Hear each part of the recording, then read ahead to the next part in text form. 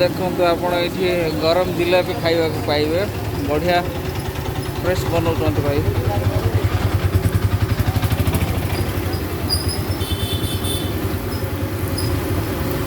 आप गरम गरम खाइबा पाइबे ये फ्रेश जिलापी।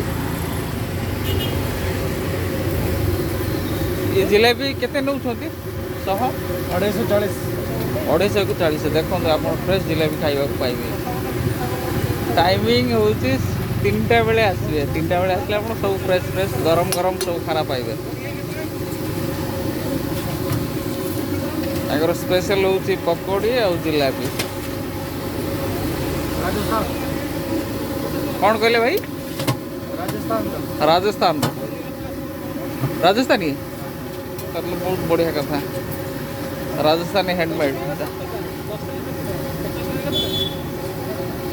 राजस्थानी लोक किंतु ओडिशा बासिंदा बहुत टेस्टी खाना बनाती बहुत टेस्टी जिलापी। आपण मैंने दमदी अपार्टमेंट पाख आसवे आठी आपड़ खाइबा ये जिनस पाइबे बहुत टेस्टी खाना। Thank you.